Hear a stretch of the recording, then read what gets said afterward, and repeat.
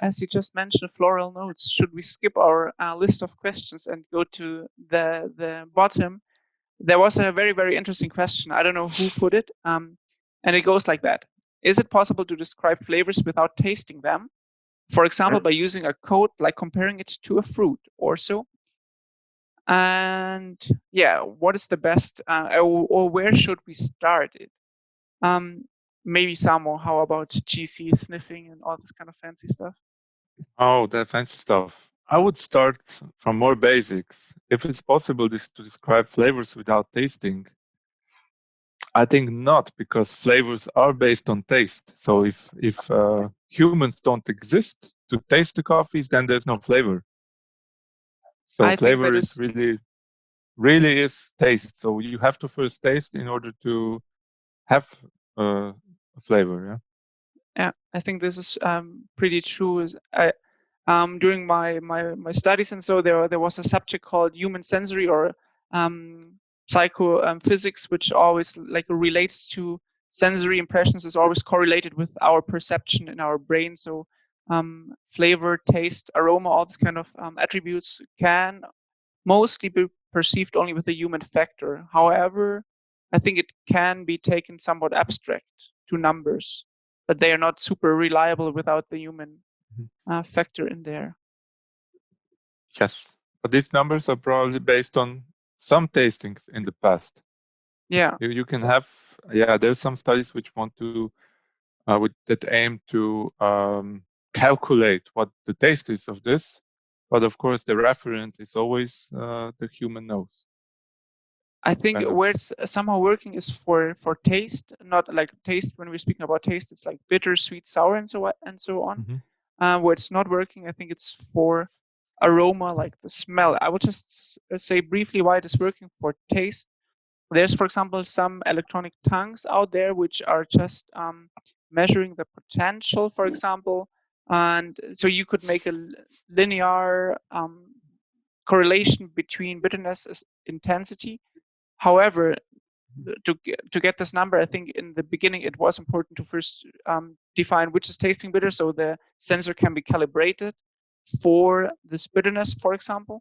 But flavor, I think, is very individual for all people. Like we can smell things differently based on our nose architecture, geometry, or whatsoever, and our experience.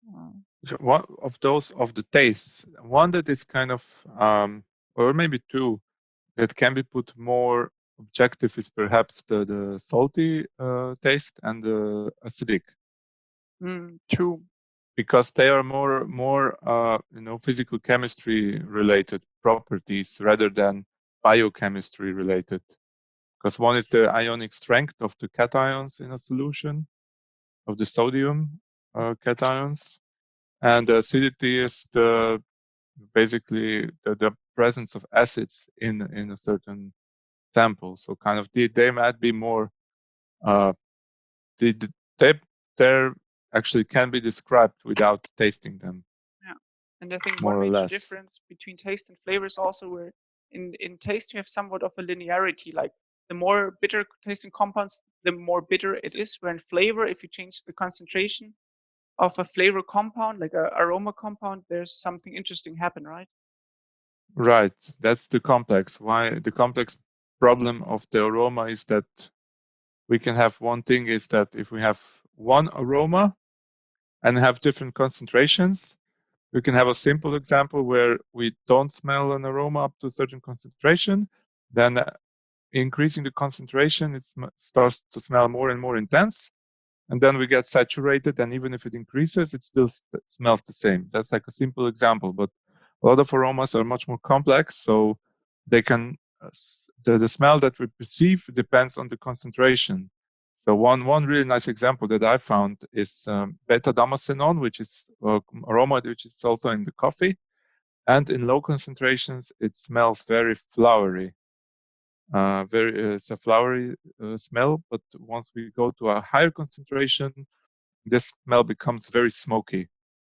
So it really depends on the concentration. Is it so lower concentration will be a pleasant smell, and higher concentration will be an unpleasant smell. And for those who have visited our lab and had the unpleasant experience of somebody opening what we call the stinky fridge in our lab, they will know that most of coffee aromas that are so pleasant in coffee are pleasant at lower concentrations in coffee. If we have them pure in the bottles, they nearly all have very unpleasant smells. And I think these findings can be very well translated into real life. I think, Andre, if you over extract an espresso and like change the concentrations of flavor compounds, you also change the profile, right? Yes, absolutely. So it depends, for example, how many grams you dose into the portafilter or how many grams get into the cup. So for this, we use 2 scales. And for example, if like the perfect recipe would like be 19.5 grams in and 46 grams out, if you would go like then suddenly to 50 grams, so you let more water run through the coffee cake, there will be more in the cup, and the ratios will change, the flavor compounds, the intensity will change. So before you might have had a perfectly balanced experience, and maybe you let too much water run through the cake, suddenly it's getting more bitter, it's getting ashy, even the mouthfeel will become dry, and what used to be like beautifully floral at the beginning is just like unpleasant. Super interesting.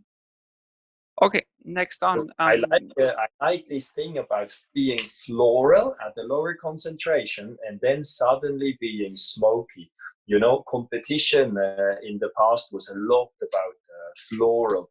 When Berg Wu was winning the World Barista Championship, he had a coffee that was just tasting and smelling like white florals, like jasmine. And when you talked to the 4 sensory judges of the finals, they said, yes, it was true. You took the first sip and it was just brutally floral and blew the people away. And then smoky, I mean, if you go on the World Barista Championship stage and you have a coffee that is just close to smoky, you're just out, you know. So it's interesting how, you know, close, like the perfect cup, can be from something which is not at all desired on WBC level. Super. Yeah, it's really funny that you remembered this. Said this. I remembered there's one particular property of the aroma of the violets, of the flowers. So this it's a one compound that has this aroma, and our receptors saturate very quickly with this aroma. So not all people can smell violets, but those who smell usually smell it for a very short period of time, let's say 5-10 seconds, and then we're saturated and we can't smell it for 15-20 minutes. And then after this period, when the sensors clean up in our nose, so there are these receptors, then we can smell it again. And it might be that something similar is happening with the floral coffees. Interesting. So what we do at championships also, for example, is when we taste the coffee, when we do the cup descriptors, so we will taste the coffee exactly at the precise time when the sensory judges would actually get the cup and from us the signal to now stir or taste or smell or whatsoever. Because over time, those can also change. So maybe that is what we do during training, you know. When you would taste the coffee for yourself, you would just get it out of the machine, under the spout, and then immediately drink it.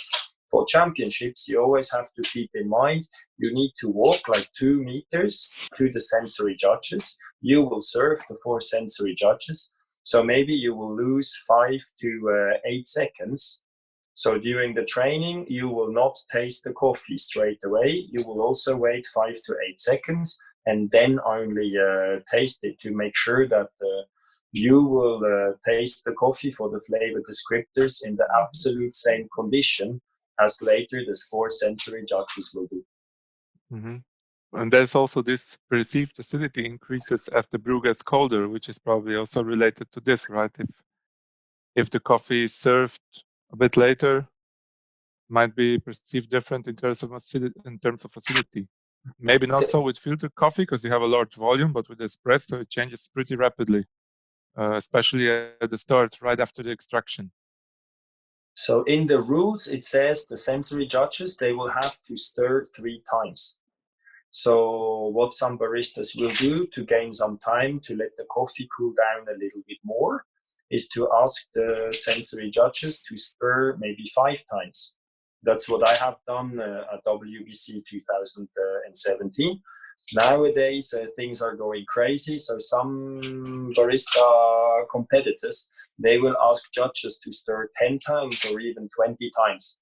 There it starts getting a little bit tricky because you need to concentrate on what the barista is saying, and then stirring and counting to 20, that's maybe a little bit too much. What other competitors do, they will cool down, for example, the cups, so that the coffee will run into cooler cups. So the moment you serve, the coffee had already time to cool down a little bit more because the vessel was already pre-cooled. So there are different ways that the baristas really try to take control over the temperature of the beverage. I think from a chemical point of view, maybe that's a little bit more abstract. What could play a role in the higher perceived acidity is that the bitter tasting compounds like the chlorogenic acid lactones, they will open due to like temperature that is a water, like aqueous solution, and there's also lower pH, and so the bitterness will decrease and the acidity will increase. And being said that is it possible that it's just because the bitterness decrease and acidity stayed the same that it tastes more acidic? This could be one factor, but not like, I think it's only like a small factor. Maybe the overall picture I might not know, and I don't even know the extent of how this factor is playing into this whole thing. But for sure, you will change the balance with higher temperature towards more harsh bitterness and more acidity. Like you will get out of the balance, like back from like the whole coffee-like bitterness and acidity towards more like sharp acidity with astringency, because chlorogenic acid is sour astringent, and you will have the harsh bitterness on the other side. So higher temperature will make a somehow unpleasant balance on the palate from acidity, and so that makes perfectly sense to put it in a colder vessel to slow down this kind of process. That is interesting, you know. When we talk about commercial coffee, I think the beverage cannot be hot enough for the consumers. But now when we talk about specialty coffee, we start cooling down the espresso before it's served. So I kind of like the idea that these two worlds sometimes don't fully connect.